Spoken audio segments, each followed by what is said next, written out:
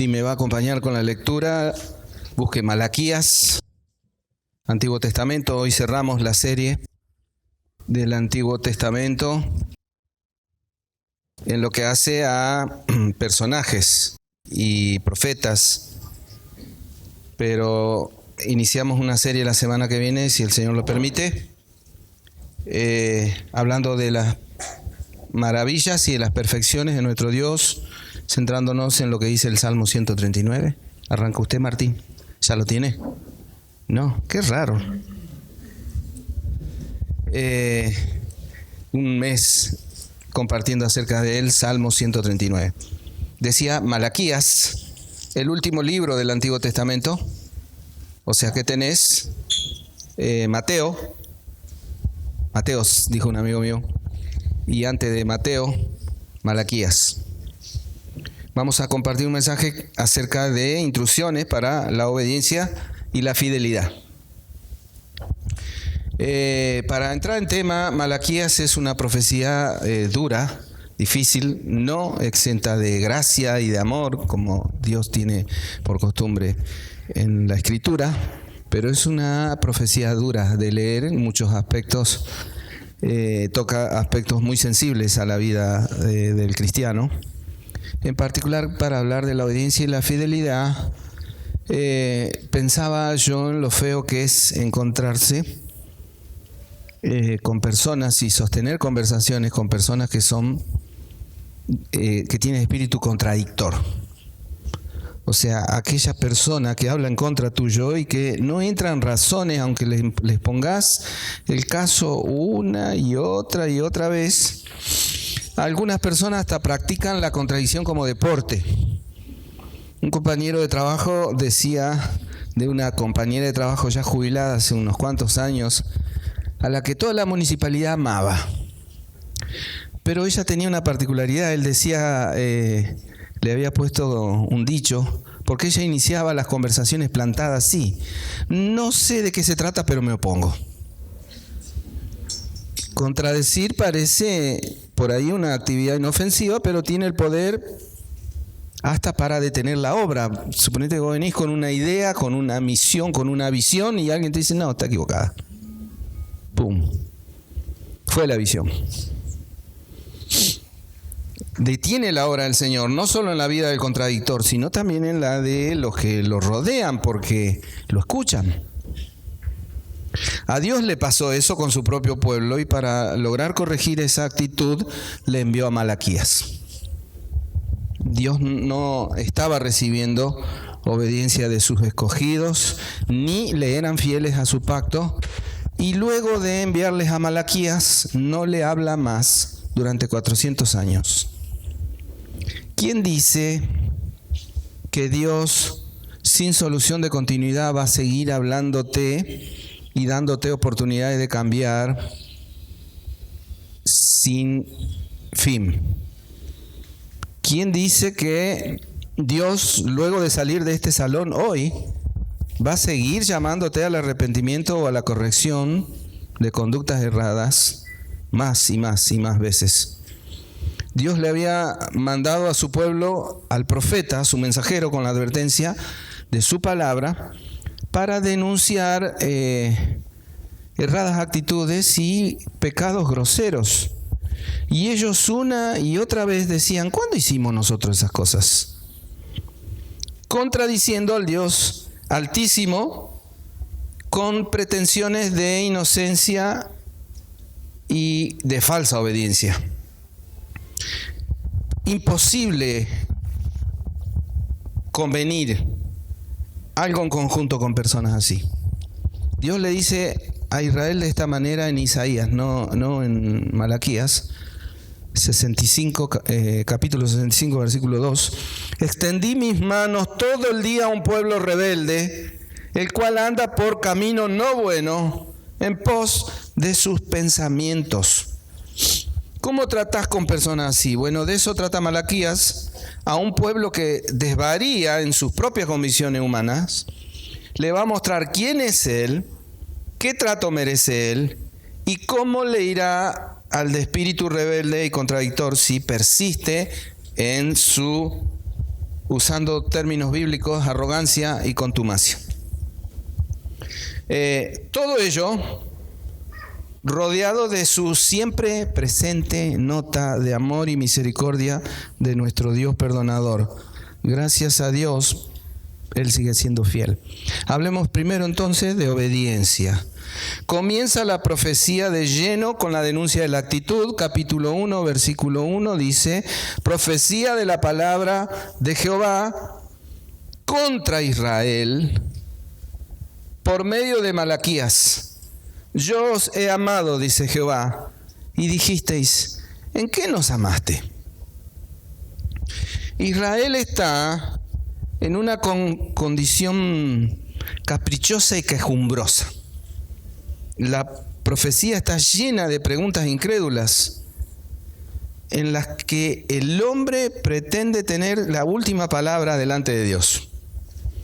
La profecía completa es breve, si la podemos leer en pocos minutos, solo 4 capítulos.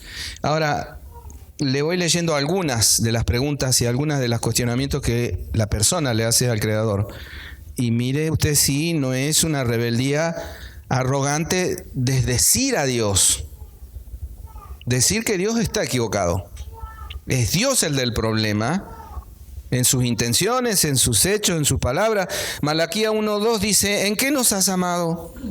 1:6 dice: ¿en qué hemos menospreciado tu nombre? 1:7 dice: ¿en qué te hemos deshonrado? Capítulo 2, versículo 17 dice: ¿en qué le hemos cansado? Capítulo 3, versículo 7: ¿en qué hemos de volvernos? Capítulo 3, versículo 8: ¿en qué te hemos robado? Versículo 13: ¿qué hemos hablado contra ti? Versículo 14: ¿qué aprovecha que guardemos su ley y que andemos afligidos en presencia de Jehová de los ejércitos? En el versículo 14 hay un porqué más. Y refiriéndose a lo que Malaquías había dicho en el versículo 13, cuando Dios les dice: ustedes van a hacer cubrir el altar de Jehová de lágrimas, de llanto y de clamor, así que no miraré más a la ofrenda para aceptarla con gusto de vuestra mano. ¿Por qué? Le dicen. El Señor les expone muchos puntos ciegos, entendiendo que de corazón no se daban cuenta. Ocurre a veces que la gente cuestiona porque no tiene ni idea del cuadro completo. Usted puede y tiene derecho a pedir explicaciones, por ejemplo, a los pastores, si su desconocimiento de una decisión le produce cierto rechazo, no está de acuerdo. Y a veces se le podrá explicar razones y otras no. Y otras, hablándole a usted, ¿no? Desobedezca si quiere, pero asuma las consecuencias. Decía mi jefe: todo no se puede. Lo que se puede se compra y lo que se puede se hace y lo que no se compra hecho, decía. Pero ante el Señor ninguno de nosotros puede plantarse en cuestionador. Dice la Biblia en Isaías 45, versículo 9: ay del que pleitea con su hacedor, el tiesto con los tiestos de la tierra. Dirá el barro al que lo labra: ¿qué haces? O tu obra no tiene manos. Pero Dios, condescendientemente baja a exponer una situación persistente que para Él es por demás de incómoda y molesta. Y lo hace para que los que oyen se puedan arrepentir, puedan aceptar su amor y corresponderle con obediencia incondicional. Les enumera la forma en que su pueblo, nunca olvides esto, Dios, la Biblia, se la escribe a su pueblo, al pueblo al que ama, y le muestra todas las formas en las que ofendieron su amor al desobedecerle. Y la respuesta de Israel fue cuestionar a Dios. Yo os he amado, dice el Señor, y a cada creyente nos ha mostrado esto en, por ejemplo, elección en Cristo Jesús desde antes de la fundación del mundo. Dice Efesios capítulo 1, versículo 4, según nos escogió en Él antes de la fundación del mundo. Antes de que hubiera creado nada, había pensado en vos y en mí. Nos ha amado en la redención cumplida en Cristo Jesús, dice Efesios, en quien tenemos redención por su sangre, el perdón de pecados según la riqueza de su gracia. Nos ha amado en la regeneración y el don de la vida eterna. Juan 3, capítulo 3, versículo 36. El que cree en el Hijo tiene vida eterna. La regeneración, el nuevo nacimiento, del que le habla el Señor a Nicodemo en el capítulo 3, nos hace nacer de nuevos. Ahora sí, con vida espiritual que no teníamos. Nos ha amado en el perdón del pecado, en la justificación por la fe, en la adopción como hijos, en la santificación. Nos ha amado preservándonos hasta esta hora. Nos ha amado al llenarnos de promesa para la eternidad. Y usted no puede ser tan mala persona de tirarle el rostro del Señor la pregunta, ¿en qué nos has amado? Cuando Dios decide amar a alguien, lo ama para siempre. Pablo dice que ninguna cosa creada ni increada, o sea, nada de lo que existe ni de lo que pueda llegar a existir, nos podrá separar del amor de Dios que es en Cristo Jesús.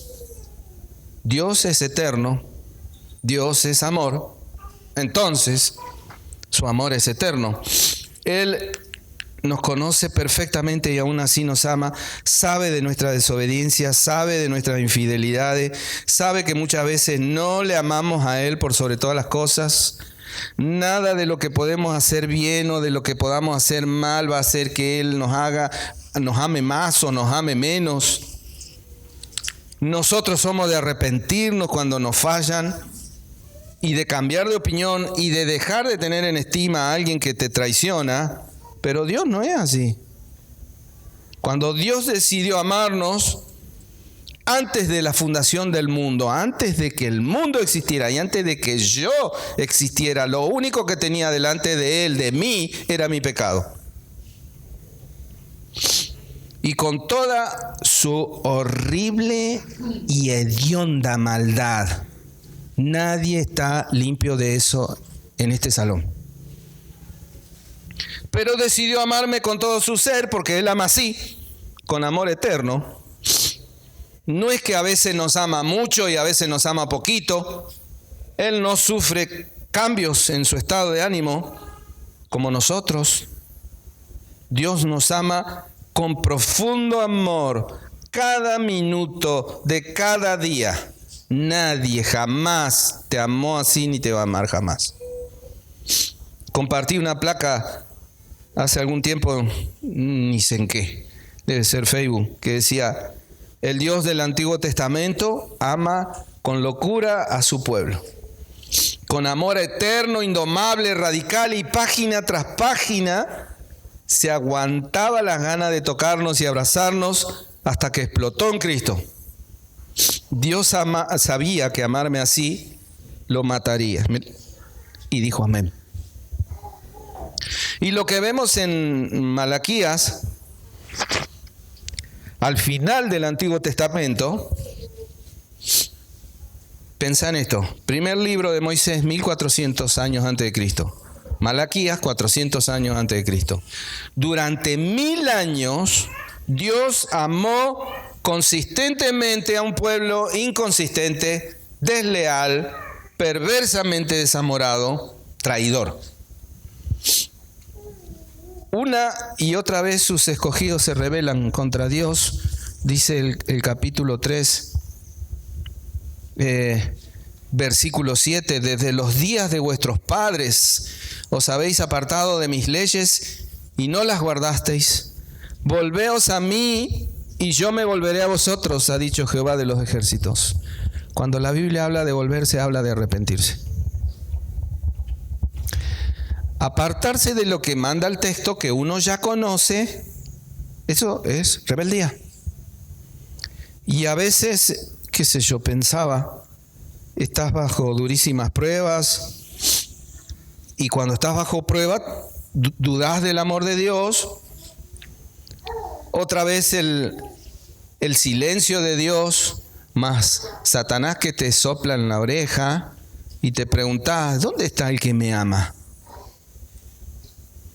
Otra vez sos vos el que se va al mundo, bien lejos, mientras disfrutas de sus provisiones, de la salud que Él te da, de una comodidad que antes no tenías. Y entonces llegas a la conclusión que el amor de Dios no era para tanto entonces. Dice Romanos capítulo 2, versículo 4, «Oh, menospreciáis las riquezas de su benignidad, paciencia y longanimidad, ignorando que su benignidad te guía al arrepentimiento».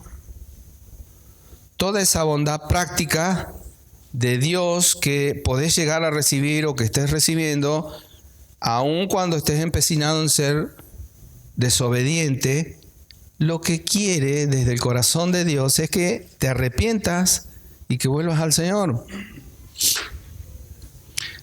Solamente se puede despreciar su amor y desobedecer su llamado hasta un punto en el que Él dice basta. Y eso suele ser muy tarde para el ofensor. ¿Por qué tratar a Dios así? A un Dios que, no pudiendo esconder el dolor de su corazón por el desprecio de sus escogidos, se lamentó diciendo, os he amado. Spurgeon ilustra esta situación con esta historia. Un niño ha desobedecido voluntariamente. ¿Estamos? Desobedece porque quiere. Por esta ofensa, porque es una ofensa, ha sido castigado y confinado a su propia habitación. Es rebelde y obstinado, pero su padre razona con él y le dice entre lágrimas que está muy afligido con él y se siente herido por la ingratitud que recibe después de todo su amor.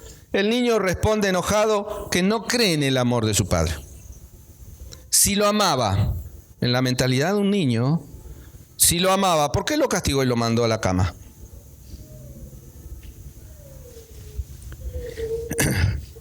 Te ruego vuelvas al Señor.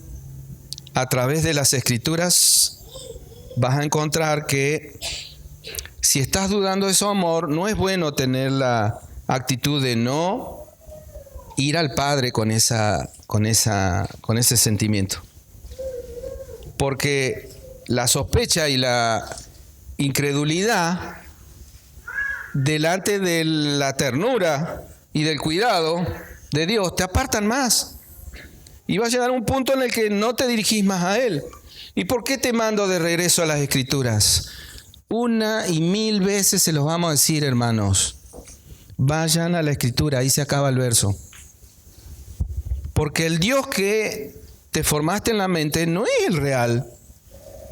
El Dios de la Biblia es un Dios perdonador, lleno de misericordia y de amor. Dice Malaquías capítulo 1 versículo 6, el hijo honra al Padre y el siervo a su Señor.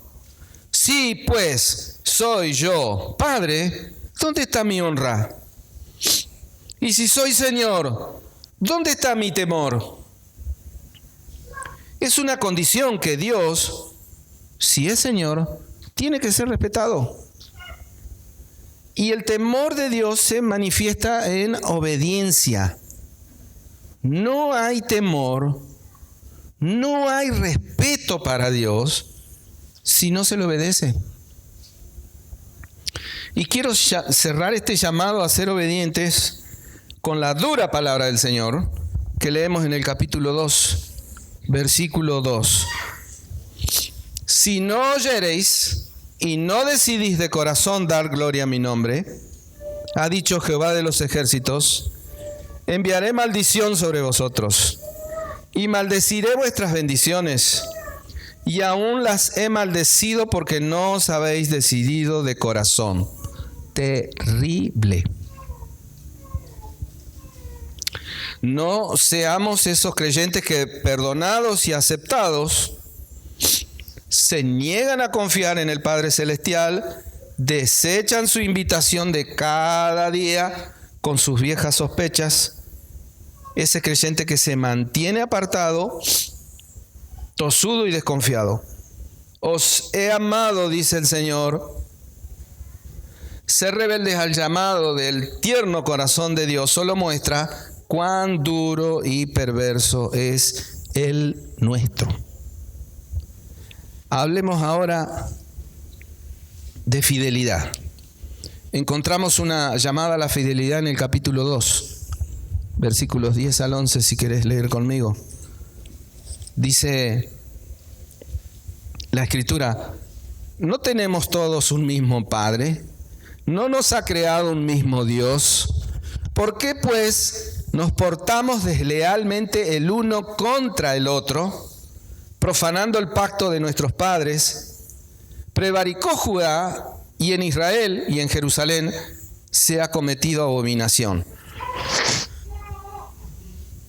Dice el texto, si lo tenés a la vista, que Dios hizo un pacto con su pueblo. Un pacto establece obligaciones. Acá lo que era más importante para Dios era que su pueblo le fuera fiel, que le adorara solo a Él, que le amara solo a Él. La Escritura define a Dios como grande en lealtad y fidelidad. Lo que promete lo cumple, lo que amenaza cae sobre el desleal. Y en Malaquías, el pueblo de Dios había regresado a su tierra, cumplido el tiempo de su disciplina. Recuerde, 70 años cautivos en el imperio babilónico. Dios mismo había obrado en la voluntad de un rey superpoderoso del imperio más grande de esa época, para que éste, sin mayores requisitos, lo dejara en libertad de poder volver a su país. Dios había sido fiel en cumplir su palabra de traerlo nuevamente a su hogar, pero eso para ellos no era suficiente. La lealtad es uno de los aspectos más destacados de una relación sana. A veces en unas relaciones hay manipulación, a veces hay segundas intenciones, si hay medias verdades, si no te cuentan la verdad entera, te están diciendo por lo menos la media mentira. Si hay intereses lícitos pero no confesados, si alguien tiene un interés pero no lo dice, en una relación cercana, ¿no? Esa relación carece de lealtad. En el liderazgo, la lealtad es uno de los elementos vitales. No se puede liderar una iglesia en la que los líderes no son leales entre sí. Dice el Señor: ¿por qué pues nos portamos deslealmente el uno contra el otro? El punto es el siguiente. Dice Dios: si todos son mis hijos, mirá cómo razona como si fueran niños. Si todos son mis hijos, entonces ¿ustedes qué son? Les pregunto. Si son todos hijos de Dios, ¿qué son entre ustedes? Hermanos. Si son hermanos, dice él, ¿por qué se traicionan entre sí? Y si se traicionan entre ustedes, están siendo desleales conmigo, dice el Señor. Y eso equivale a profanar el pacto. Y eso es una acusación muy grave, porque significa contaminar lo puro y lo santo. Dios le dio muchísimo valor al pacto con el hombre, como para que el hombre no le diera importancia. El contenido del pacto es la ley, la cual debía cumplirse, porque las leyes están para eso, para que se cumplan. Y que se resume, según Cristo, en solo 2 mandamientos. ¿Se acuerdan? El primero, amarás al Señor tu Dios. El segundo, amarás a tu prójimo. Si no aman a los hermanos,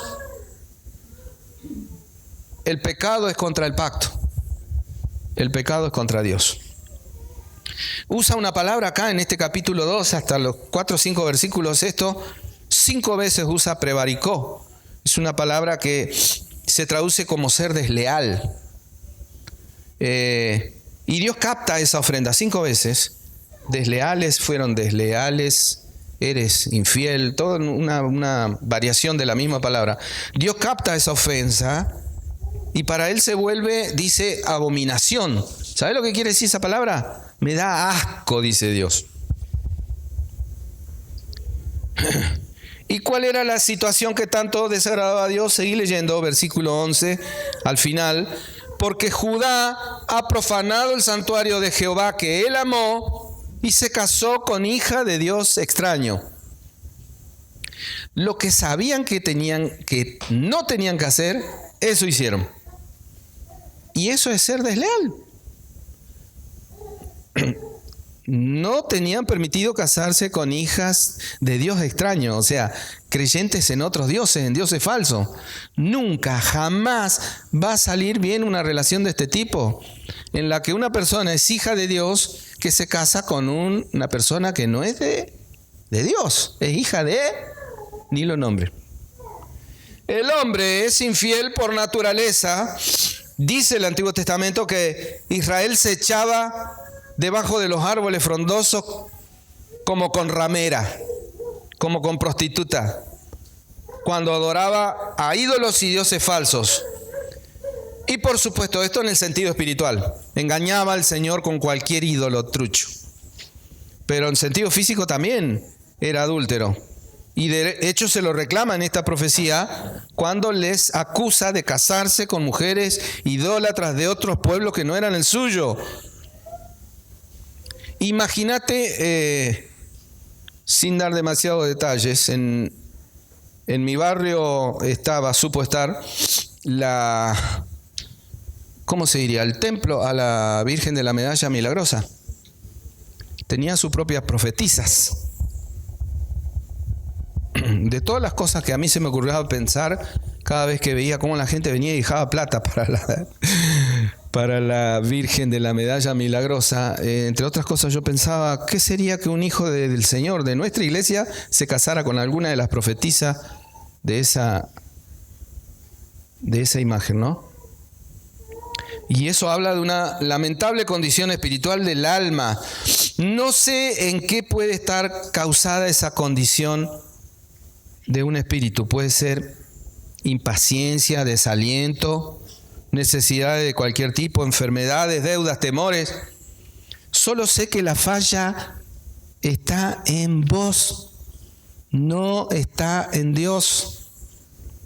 Él es un Dios fiel que prometió un Salvador que vino, uno que te redimió, te perdonó de innumerables pecados inconfesables para muchos de nosotros. Acá, el infiel eres tú. En esa parejita que forman Dios y tú, el infiel eres tú, no él. Dice Pablo a Timoteo en su segunda epístola, capítulo 2, versículo 13, si fuéramos infieles, y de hecho lo somos, Dios permanece fiel. Él no puede negarse a sí mismo. Valor, hermano, hermana, al que es leal. No abundan. Leemos en el capítulo 3, versículo 13. Habéis dicho, por demás es servir a Dios. Fíjate la queja. Al cueste servimos a Dios, dice. ¿Para qué servimos a Dios? ¿Qué aprovecha que guardemos su ley, que andemos afligidos en presencia de Jehová de los ejércitos? Y decimos, pues ahora, bienaventurados son los soberbios. A eso les va bien. Y los que hacen impiedad no solo son prosperados, sino que además tentaron a Dios y escaparon. Esto es lo que produce cuando uno ve que al impío le va bien. Pensar así. Ahora, ¿hay una ingratitud más desgraciada para con el Señor pensar así? Es el pueblo de Dios el que se pregunta, ¿de qué sirve servir a Dios? ¿Para qué vamos a servir a Dios nosotros los piadosos? Alto concepto de sí mismo, ¿eh? Nosotros los piadosos, ¿para qué los servimos? Si los soberbios la pasan mejor que nosotros. Y este cuestionamiento, no te creas que fue de hace 2400 años y nunca más. Hoy día muchos que se dicen cristianos siguen insultando a Dios con las mismas palabras. estábamos mejor antes de conocer al Señor. ¿Nunca lo escuchaste? Una oración hermosa de las Escrituras es la que dice: sean gratos los dichos de mi boca y la meditación de mi corazón delante de ti, oh Jehová, roca mía y redentor mío. Salmo 19:14. Pero escuchar hablar a algunos es tan doloroso, no parecen cristianos, y lo peor a lo mejor es que no lo sean. Aprovechar la bendición pero no amar al que bendice. Hay una mala noticia: Dios oye cada palabra que pronuncian nuestros labios. Ha advertido Cristo en Mateo 12:36: mas yo os digo que de toda palabra ociosa que hablen los hombres, de ella darán cuenta en el día del juicio. Nosotros pensábamos que solo seríamos juzgados por los actos, por las obras, por lo que hicimos. No. La base del juicio también van a ser las palabras, y especialmente aquellas en las que te dirigiste al cielo con palabras duras y cargadas de rencor. Y te digo más: Él oye cada palabra que piensa tu mente. Ya nos va a contar Martín la semana que viene. Dice el Señor en su palabra: pues aún no está la palabra en mi lengua, y he aquí, oh Jehová, tú la sabes toda. Salmo 139, versículo 4. Dios no es como el hombre que por ahí duda en aplicar la disciplina o el llamado de atención al que es rebelde e infiel. Dios confronta a su pueblo y lo hace con firmeza. Lo llama al arrepentimiento, y si no, bueno, toma las medidas del caso. Y eso, cuando Dios ya ha advertido a dónde nos lleva nuestra infidelidad, que Él te haya avisado, no va a detener su mano de hacer lo que es justo con el rebelde a su tiempo determinado. Dice un versículo difícil de leer, capítulo 2, versículo 12: Jehová cortará de las tiendas de Jacob, hablándole a su pueblo, ¿no? Así le hablaba a Israel, al hombre que hiciere esto, al que vela y al que responde, al que ofrece ofrenda a Jehová de los ejércitos. Un modismo hebreo que está diciendo de una forma muy rara: a todos. Ahora bien, ¿cuál es la fidelidad que le agrada al Señor? Capítulo 3, versículo 16 dice, siempre me encantó este versículo, este pasaje. Dice: entonces los que temían a Jehová hablaron cada uno a su compañero. Está comparando los impíos que hablan mal contra Dios y contra los demás, hablando de los piadosos que hablan de Dios entre ellos y hablan bien del Señor. Dice: entonces los que temían a Jehová hablaron cada uno a su compañero, y Jehová escuchó y oyó, y fue escrito el libro de memoria delante de él para los que temen a Jehová y para los que piensan en su nombre. Imagínate la escena: en medio de un chismerío completo de charlas mundanas, en medio de su pueblo, y Dios escuchando esas charlas, hay un grupito que habla bien de Dios y le habla bien de Dios a su hermano. Y él da la orden, dice: anoten, esto no se puede olvidar, para que haga memoria delante de él lo bien que hicieron los que hicieron bien. ¿Estamos? Ahora, hubo personas fieles que animaron a los desanimados. Y qué ministerio tan maravilloso el de los animadores. Siempre están allí para infundirte fuerza, para decir que están disponibles para vos, que te dan una mano para levantarte, que oran por vos, que te tienen en cuenta, que son fieles en medio de los infieles. Doy gracias a Dios por cada hermano que en el temor de Dios habla a su compañero para traerlo de vuelta a sus caminos. ¿Tenemos ejemplos de fidelidad en la gracia nosotros? Sí, te voy a dar alguno. Ahí lo tenés al pastor Rubén cargando excesos de peso y haciendo de enfermero además de consejero, electricista y plomero de las ovejas del rebaño. ¿Deja de venir porque esté cansado o congestionado porque tiene visitas? ¿Llega tarde? ¿No avisa cuando algo le hizo imposible llegar? Allí está Vilma. Nadie acá sufrió lo que sufrió ella. Hace 23 años que no falta. Salvo que el mundo se le haya caído encima y le duela todo, ella siempre viene. Guarda su dolor y su soledad en la carterita, se pone la mejor pilcha y viene a adorar al Salvador. Rubencho está ahí. Lo traen, es cierto, pero él quiere venir. Aunque no pueda caminar. Y se lo digo al que puede caminar, Y allí está ella. Nuevita. En los caminos que dejó señalados el Salvador del mundo, conociéndole recién, ¿viste? Pero por lo que ha oído de él y por lo que él le ha dicho a su corazón cuando él le habla, ella ya lo ama. Si no, fíjate cómo le canta. Todos tendrían que mirar cómo le canta a ella. Y hay que aprender de esos ejemplos de fidelidad, aprender de los fieles. Repito el versículo una vez más. Yo os he amado, dice Jehová. Nosotros, como Israel, somos a menudo poco entusiastas en la fe. Parecemos amar y servir a Dios, pero en realidad nos amamos y nos servimos a nosotros. ¿Y cómo es eso? Y sí, vengo a servir, porque peor es no servir. No importa si mi condición espiritual no es la mejor, no importa si estoy en rebeldía contra Dios, lo importante es servir. Lo importante es servir. Nada importa más que nuestra comunión con Dios. Ni siquiera nuestra actividad ni el servicio a Dios importa más que la comunión con Dios.